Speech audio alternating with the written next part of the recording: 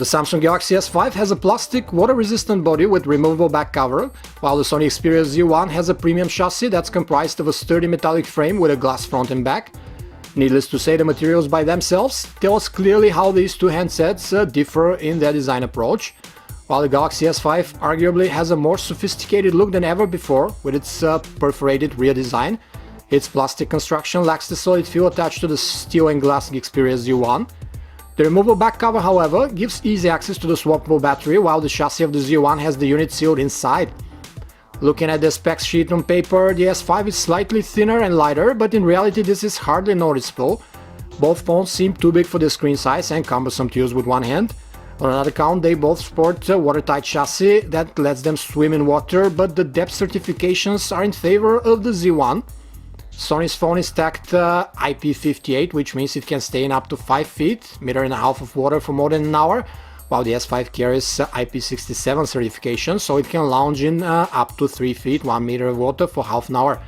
Samsung is betting big on biometrics with the Galaxy S5, offering a finger scanner embedded in the home key underneath the display. It is a bit cumbersome to use, however, requiring you to swipe directly over the home key in one position of the finger only, so most of the time you'll need two hands to use it properly.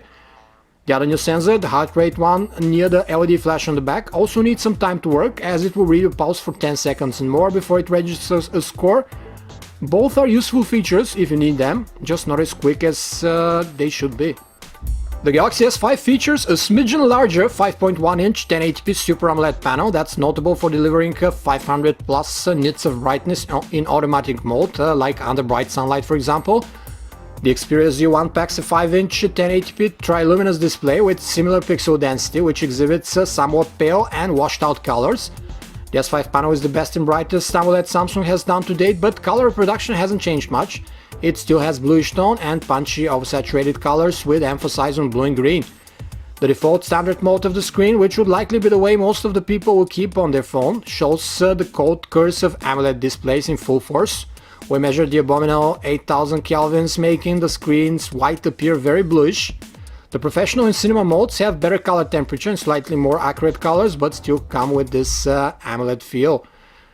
The S5's biggest advantage before the Z1's display, however, are the viewing angles. While Sony used an older twisted pneumatic LCD technology where brightness and contrast drop dramatically with the slightest tilt of the phone, on the S5 the colors, brightness and black levels barely budge even at the most extreme angles. Besides being brighter than the Z1's panel, the S5 screen also has a lower minimum brightness of 2 nits, which is helping your eyes in dark surroundings, while on the Z1 you can just see the backlight seeping through the color filters. As a whole, Samsung's S5 screen is more vivid to look at, albeit oversaturated, and with way better black levels and good viewing angles. It also offers more functions as its super sensitive Synaptics touch layer allows you to use it with gloves or hover your finger over the screen previewing content without touching it. Samsung has toned things down with its customized TouchWiz experience layered on top of Android 4.4 KitKat when compared to previous versions. Gone are the abundant S-branded apps, and the menu sections and icons have received a flatter, simpler look. It doesn't look very uniform this way, as the home screens and widgets have remained the same, but it is highly functional. There are numerous new features in that version, like private mode and Kit Corner, aimed to make your multi-user life with the handset easier. We can also count on Samsung's multi-window mode that divides the 5.1-inch display into resizable sections that can run two apps independent of each other at once, aiding your multitasking needs. The Xperia UI running on the Z1, on the other hand, is a simpler Android KitKat overlay, counting on a few widgets and wallpapers, as well as some branded apps to make it stand out. It does offer a few small apps you can float on top of the home screens underneath, and that's as far as multitasking goes here. Being the newer device, the Samsung Galaxy S5 is sure to attract the geeky crowd with its quad-core 2.5 GHz Qualcomm Snapdragon 801 processor. Paired with 2 GB of RAM, thanks to that new piece of silicone, the S5 manages to maintain a very fast and consistent performance. Despite being outclassed on paper by its rival, the Xperia Z1's quad-core 2.2 GHz Snapdragon 800 processor with 2 GB of RAM exhibits the same likable interface movements. Its graphics processor is clocked much lower though, so the S5 is superior in 3D graphics and image rendering, as the benchmarks clearly show. The two handsets are stuffed with 16 GB of internal storage, which can be supplemented thanks to their microSD card slots, and the S5 will also come in a 32 GB version. Since it's on the side, we prefer the location of the slot in the Xperia Z1 more, mainly because we have to remove the back cover of the S5 to access its slot.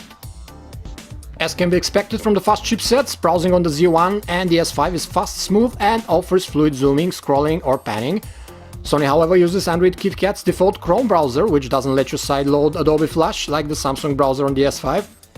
The handsets have multi-band LTE and 3G radios, depending on the area they're sold in, as well as a suite of other connectivity options such as Wi-Fi, Bluetooth 4.0, assisted GPS, NFC and DLNA. The Galaxy S5 launched Download Booster mode, which combines Wi-Fi and cellular data for quicker connections. It also offers an Ethernet port at the top, which can be used to command home electronics like TVs, stereos and even air conditioning units of various brands. The Galaxy S5 Gallery, as well as the one on the Xperia Z1, offer grid thumbnail view of your photos and videos with editing options built right into the app's interface. Samsung, however, gives the options of a split-screen navigation with folders on the left and their content on the right, which is more comfortable to use. The music players also suggest categorization options by artist, albums or playlists with plenty of sound modes and equalizer effects to choose from. Sony's Walkman branded music player, however, has a richer, more pleasant to look at interface. Video playback on the large displays of the Galaxy S5 and Z1 is a very enjoyable experience until you tilt the screen when the Z1 starts to show washed out colors and diminished contrast. The stock player on the S5 runs everything you throw at it, save for DivX files, while the Z1 plays those without a hitch in up to 1080p resolution. The Galaxy S5 packs a new 16-megapixel camera that features one of the fastest focusing times in a smartphone camera thanks to the new face detection autofocus system. Don't count out Sony's pride and joy just yet, as it flaunts an even higher resolution 20-megapixel autofocus camera with wider f2.0 aperture lens and a larger sensor. There are several overlapping modes and manual controls with the two smartphones in question, but they each have their own unique perks that stand out too. For the Galaxy S5, it has a neat selective focus function that allows us to give that blurred look to the front and the background. Sony's Xperia Z1 counters with a bunch of augmented reality shooting modes that add some fun and life to the experience. Other than those, plenty of additional shooting modes can be fired up on both cameras, including panorama and macro. The S5 has the upper hand here with real-time HDR photography for both stills and video recording. Its camera app interface is also slightly easier to figure out than the cluttered options in the Xperia UI menu. As for the pictures taken with the two most resolute cameras on Android phones, the amount of detail captured with both seems to be on par. We use this Z1 in its auto mode, which captures 8-megapixel photos.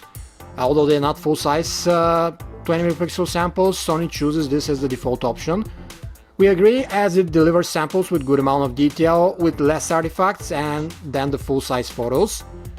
The Galaxy S5 pics come out with a tad saturated colors, but color reproduction is generally good on the pleasant side. Noise is an issue with both handsets, but it creeps up especially badly indoors in the case of the Xperia Z1. Samsung's phone can record 4K video at 30 frames per second as well as 1080p video at 60. The Z1 makes do with 1080p, and that, however, is more than adequate for all purposes. Moreover, some enterprising models have been unlocking experimental 4K video recording modes on the Z1 for a while too. The video quality from both handsets is quite good, though it looks more appealing with the Galaxy S5 because of the overblown colors. The Xperia Z1's continuous autofocus also wanders too much, while the S5 keeps its eye on the prize at all times.